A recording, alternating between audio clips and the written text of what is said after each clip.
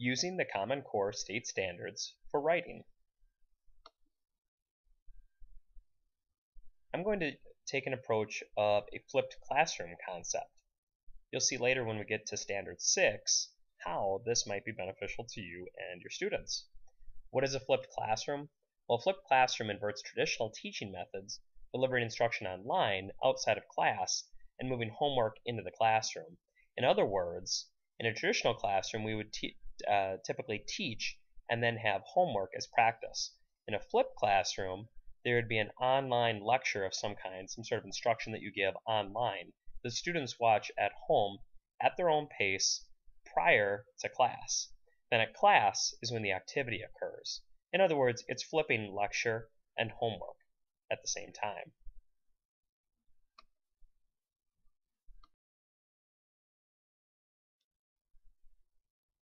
Here's our goal for this session.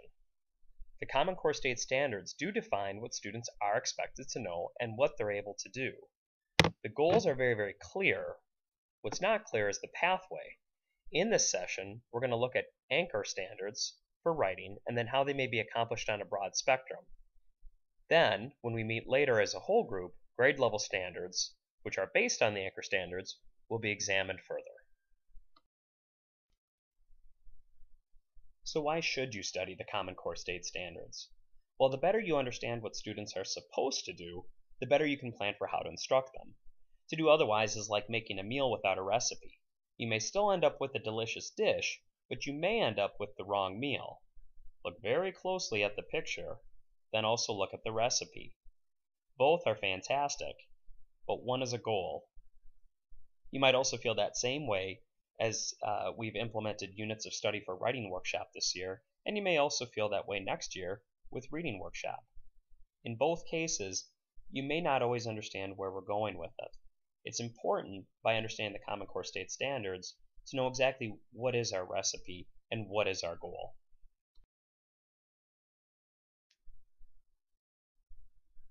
In the book Pathways to the Common Core, authored by Lucy Calkins, Mary Aaronworth, and Christopher Lehman, they talk about approaching the Common Core State Standards from the point of view of a curmudgeon or as if the standards are gold.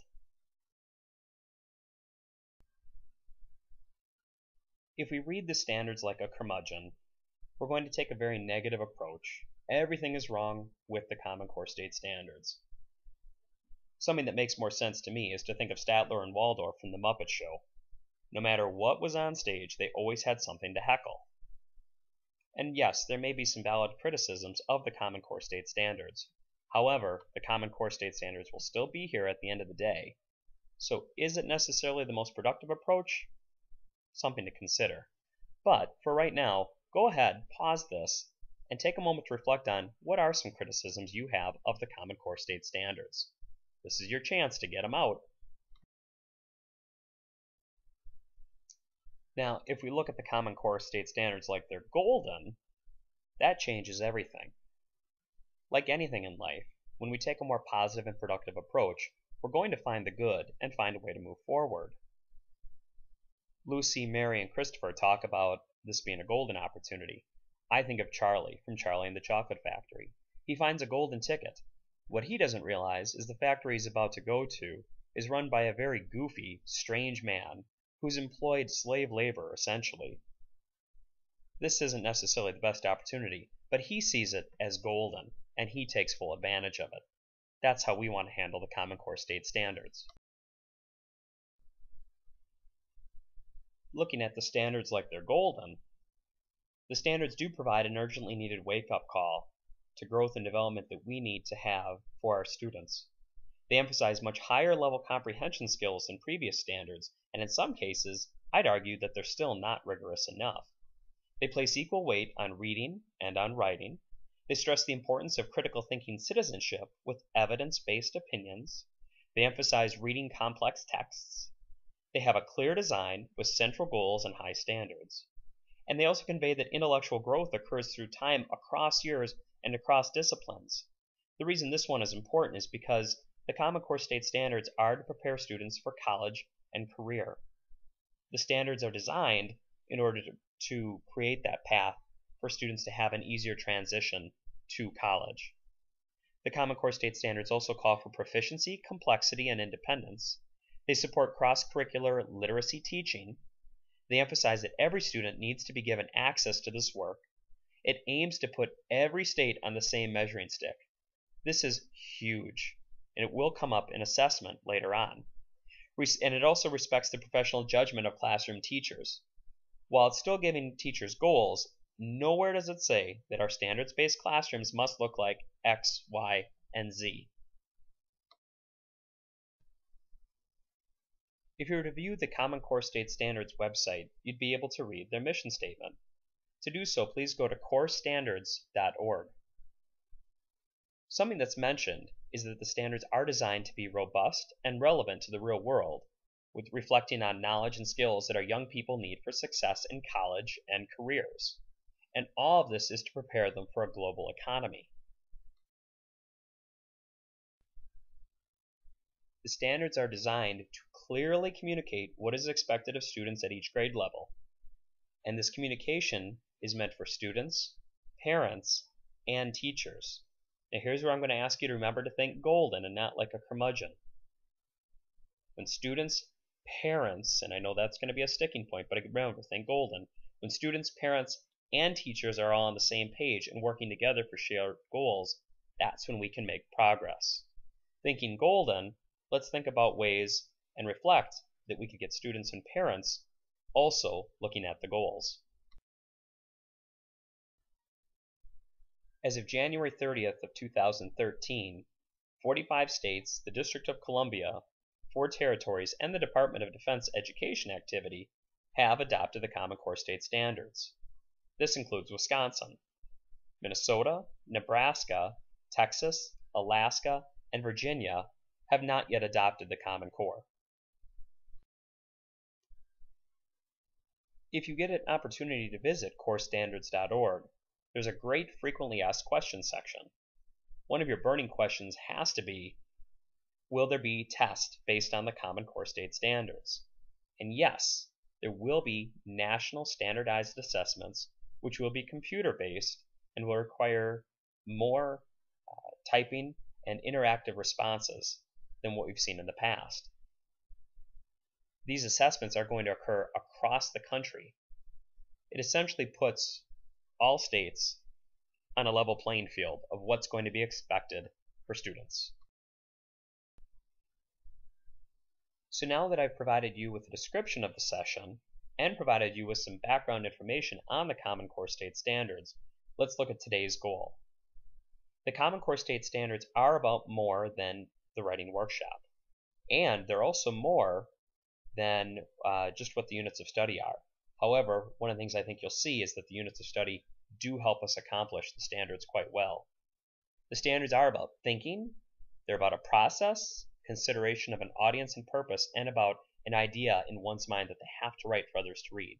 So now explicitly, today's goal is to better understand the Common Core State Standards, determine what standards you're already working towards and how you're achieving them, and then determine how writing workshop and units of study address the Common Core State Standards, where the holes are, and then to determine what holes we still need to plug.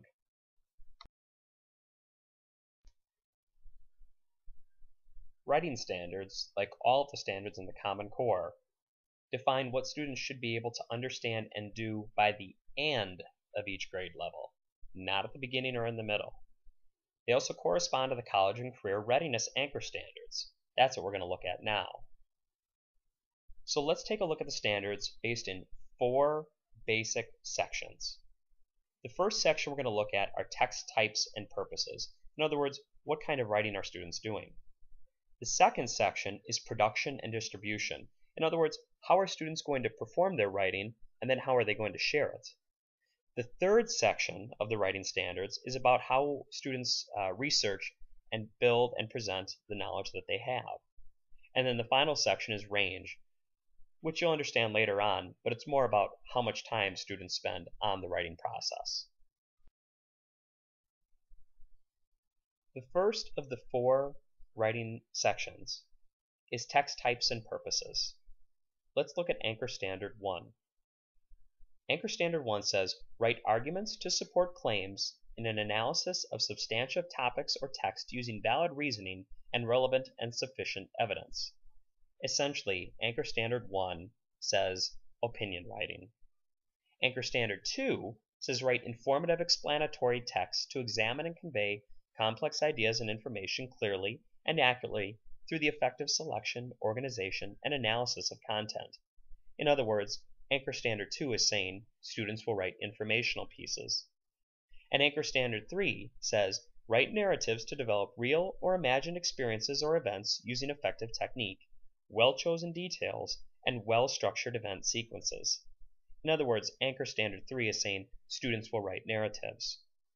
So Anchor Standard 1 says students write opinions, Anchor Standard 2 says students will write informational pieces, and Anchor Standard 3 says students will write narratives. What that looks like at each grade level, we'll look at that when we meet as a whole group. Anchor Standards 4 through 6 are found in the second of 4 sections of the writing standards. That second section is about production and distribution of writing.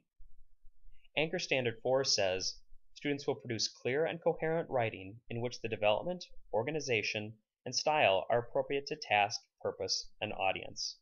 In other words, students will work in their writing considering who their audience is and what it is that they're trying to say.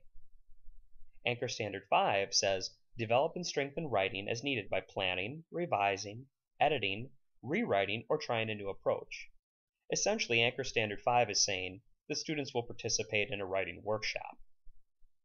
Anchor Standard 6 says students will use technology, including the internet, to produce and publish writing and to interact and collaborate with others.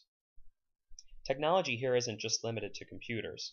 Think of other ways that you can involve digital technology in your classroom for students to share published writing.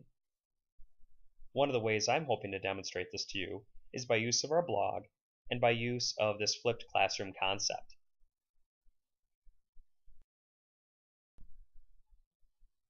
The third of the 4 writing sections of the Common Core State Standards is about researching to build and present knowledge.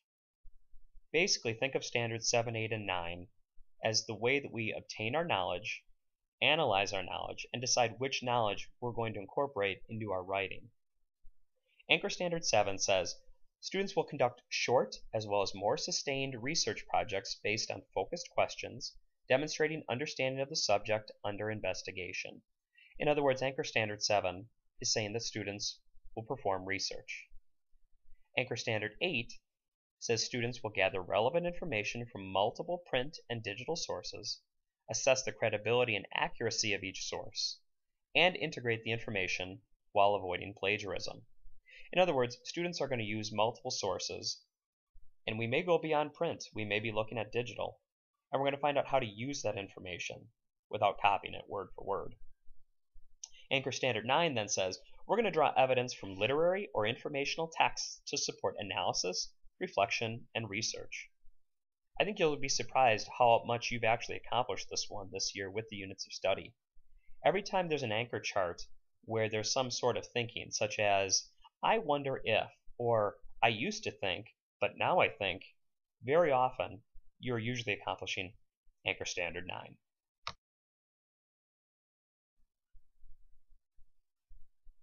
The fourth section of the 4 writing sections of the Common Core State Standards for writing is ranges of writing. Again, what this is saying is how much time are students spending on a piece? Is it a short time period or a long time period? So let's read the standard.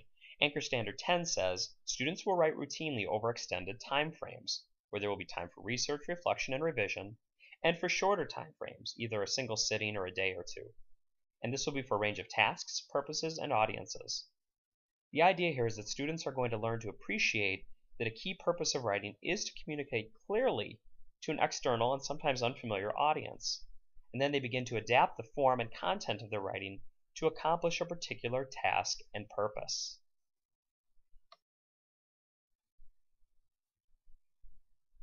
To internalize what the writing standards really mean, something I've asked participants in my sessions to do in the past is to try to take the 4 sections of the writing standards and boil them down to a short paragraph. Think back to what the 4 sections were.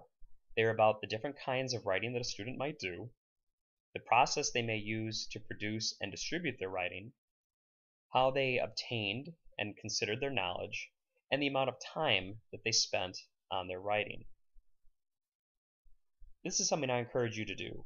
Go back and reflect on these, and at some point when you're ready, see if you can turn those 4 sections into one paragraph. As an example, my version of the Anchor Standards might sound like this. Every year, students will write for extended and shorter time frames to develop clear and coherent opinion, information, and narrative texts for a variety of tasks, purposes, and audiences. Students will plan, revise, edit, and rewrite with an emphasis on technology for production and collaboration with others. Writers will use relevant information from a variety of sources over varied time frames to highlight evidence that supports analysis, reflection, and research. This is a paragraph that makes sense to me. Take time when you get a chance and see if you can come up with your own paragraph to make the standards more representational of how you see them. So there you have the basics of the Common Core State Standards, the ideas behind them, the purpose, the mission, and what the Anchor Standards are for writing based on the 4 sections which deal with the text types, production and distribution, knowledge base and analysis, and range, or in other words, the amount of time spent on the writing to produce it. Thanks for trying this flipped classroom concept, and I invite you to interact with each other, which would be much like Standard 6, prior to our time coming together as a whole group. At that point, we'll look at grade level standards. The better you understand the Anchor Standards, the easier the grade level standards will be. Thanks for your time today.